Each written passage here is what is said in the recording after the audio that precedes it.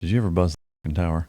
Oh yeah, but you'd ask for it. So that's the thing, right? Yeah. Like you can ask for it, and Oh yeah. and if they say no and you do it anyway, it's straight out of Top Gun. That would be a big no. Yeah. Like you'd get fired for that. Yeah, and we typically would not do it because you're worried about there could be a helicopter there, or there could be they could be testing the Sea Whiz, which is the close-in weapon system. You don't want to. Yeah. Though the LSOs you said, I know it, officer is in the name. Are they actual officers? They are. Yeah, they're other pilots. Okay. It's actually like one of their duties. So they would fly, and then one day they're an LSO. So did you do that sometime? I did not. No. That's kind of the final phase of flight school, right? Yeah. Once you get through all of that, you get your wings. Is that on the same level, big deal wise, I assume, as graduation at the academy, or like for me getting pinned with a try, like the big fucking deal? Yeah, it's a big deal. Yeah. It's a big deal. They do what they call a soft winging thing. So after your last flight, usually it's coming back from the carrier, they'd rip your name tag off, and they'd put one on that has the wings on it. And they'd punch it on. They can't really do much these days, but I was going to ask, so they pounded your wings in, Yeah. right? I mean, I got the same with the Trident. I mean, for us, it was like, there's about 200 guys at a SEAL team, and we go through the ceremony, first thing in the morning at muster at like 7:30, and then for the rest of that day, it's always, or at least then it was a Friday. Now it's totally different, but for that entire day, like you're running around in PT gear, a brown T-shirt, and the silky catch me, fuck me shorts, and you've got this pin in your chest, and anybody who's already a Trident wearer can come pull it out and punch or elbow it or headbutt it or whatever back in and keep hitting it a bunch of times the whole fucking day. You're running around that way, and I don't think they can even do one fucking tack in anymore. Which to me is fucking lame. Right. But anyway, so all right, so you get your wings, your blood wings, I assume they call them, right? Yep. From there, how quickly are you detached to wherever you're going, and did you find out before where you were going? How does that work? No, it's after. So it's right before the wing ceremony. They would tell you where you're going, not just what platform you're going to, but what training squadron. So for me, I got F-18s. I didn't get F-14s, and the reason I didn't get F-14s is because I didn't do as well at the boat as I wanted to.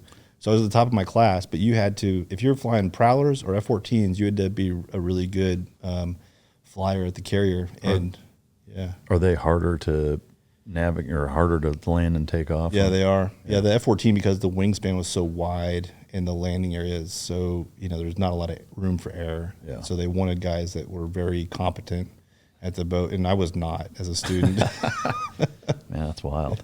Were you bummed to not get the F-14s, or was it like, I'm still an F-18 pilot? I was bummed, but obviously the F-18 is a really good consolation prize. Yeah. One thing we didn't talk about is the takeoff and the violence that exists with taking it off.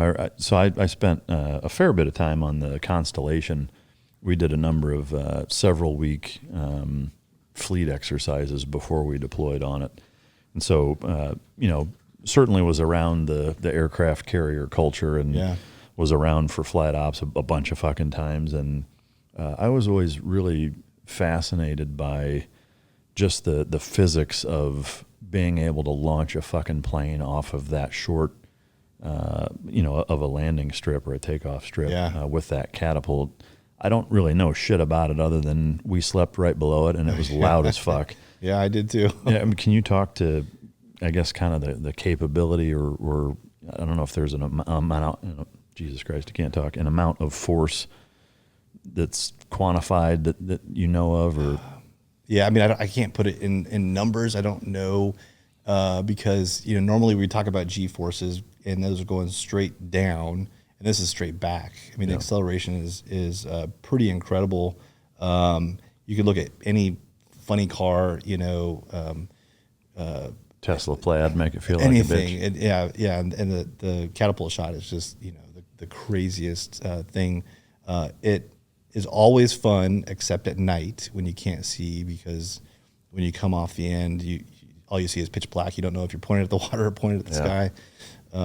But yeah, it's the first few times it's head back against the headrest and you're just kind of holding on.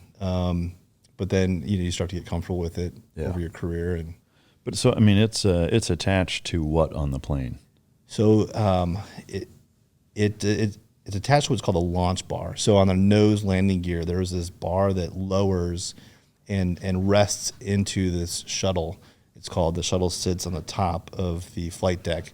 There's a lot of stuff underneath the flight deck, that where the steam, the catapult and all that system. I don't know how it all works.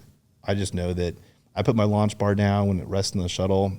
Behind the landing gear, there's something called a holdback fitting that it's attached to the gear, and then it's attached to the flight deck, and it holds you in place so that you can go full power. And there's a little collar that's designed to break as soon as the catapult's fired. So one of the last things they do is they tell you to run up, to full power. You run up to full power, and you're just sitting there, and the engines are roaring, and then you salute, and at some point the catapult fires, the holdback breaks, and you just take off. Yeah. Do you know the number of feet that it's taking off in? I think it's like 120 feet or something like that. That's mind-boggling. Yeah. And do you know what speed you're going,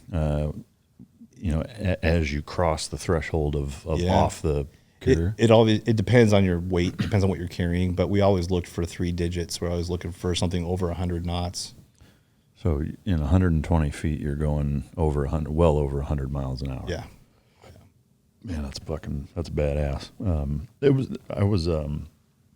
Excuse me.